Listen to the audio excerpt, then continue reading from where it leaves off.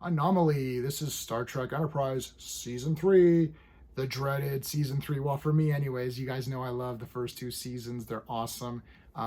Season 3, this war with the Xindi is kind of but we're going to review this using my space system, of course. Story, pacing, artistry, characters, enjoyment. Each category gets a score between 0 and 2. 2 is the best you can get. If I give an episode a 5 or a 6 out of 10, that's a pass. That's how that works. I'm comparing this to itself. Now, I got the first two seasons of Enterprise, which I shilled the crap out of. Love them. Like, 7. Most of them got 9s. Like, let's say the average episode got a 9. That's how pumped I was for that one. This one, I prefer science fiction rather than like action. I'm going to give the storyline a 1. So they're in the Expanse now. They're trying to figure out, find the Xindi and all that. And then these pirate guys, these raiders attack them and steal a bunch of stuff. They got to get it back. That's pretty much your only story. I did really enjoy this sphere that they found, and I'm going to get to that in the enjoyment factor. The sphere thing was pretty neat, but we'll get to that. So they have to get their supplies back, and they capture one of the pirates, and they're asking him for information and all that kind of stuff. They're trying to get the information out of him. So that's your storyline. It's fine, but it's a military strategy action storyline. It's not a Star Trek Discovery learning something new problem to solve, right? Well, I guess there's a problem is getting your stuff back, but that's not an interesting problem, where like there's some aliens going to devour you and you have to figure it out, or. So the pacing, I will give it a 1.5 for the pacing, because it is pretty fast paced, because it is an action show now. So now it is moving towards something. Like, you're like, okay, there's progression in every scene. Where are we going to go? Oh, we got to find this guy. Oh, we got this guy now. We got to get the information from him. Okay, now he's going to tell us to go here. Oh, we're going to check this place out. So there is pace. The pacing's good, right? But again, for me, it might never get a 2 out of 2 for pacing again, because I lose a little bit of interest, because I'm like, well, obviously they're going to get some supplies back. No one's going to die. So the thing with war movies or shows, it's like, there's a potential for characters to die, and you don't know when they're going to die or what. So you're always tense. Like, someone could just get killed. You're like, oh shit, this guy just got killed. It's not going to happen in Star Trek, really. You know that. So you're watching events play out rather than being engaged in them, but still good. The artistry, got to give this one a 2, big time. Man, everything looks wicked. That sphere, there's like this, like, it's not a Borg sphere, but it's like this sort of like, looks like a Death Star almost, is awesome.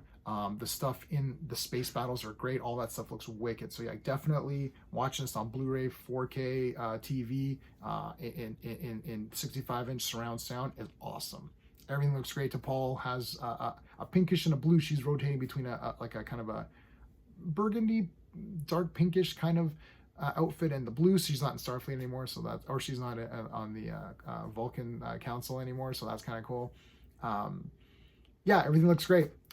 For the characters, I'm going to give it a 1. I didn't really much like the pirate guy that they captured. He was kind of whatever. Archer sort of tortures him a little bit by throwing him in the airlock thing and then removing the air. He has to do what he has to do, but Archer's becoming a little bit like aggressive, and he's being a bit meaner. And I understand he's under a lot of stress, and this is a tough mission, so I'm cutting him a lot of slack. I'm still giving it a 1 because I still love the Enterprise crew. But Archer to me was like guaranteed going to be second best captain. I'm like, yeah, you know what? Kirk's number 1. That's a no-brainer. But I was like, man, I think Archer might be number 2. That's how crazy, that's how pumped I was. But now I'm like, ooh, I don't know. Right? Like, I know Janeway lost her temper sometimes. Picard definitely did. A lot of the guys did. But like, this is like, I feel like it's creating a little bit of divide. We'll see how it progresses. This is still a TV show, not a movie. So there's going to be some progression. Enjoyment factor, I'll give it a 1. I like this one. Okay, so look. So I'm giving this a 6.5 out of 10. Let me explain something. When they found that sphere, I thought, oh man, and they're exploring it. I was like, this is wicked. They should have done more there with that. That's what I'm talking about. Instead, they go there, they get some of their stuff back. Okay, we're back into the action show. And I know a lot of people like this kind of thing, and I know a lot of people love season 3 and 4 more than 1 and 2. I'm just not there. I'm not there for that. I want it to be more Star Trek-ish, right? I love the motion picture.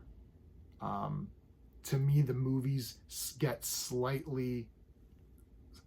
slightly worse.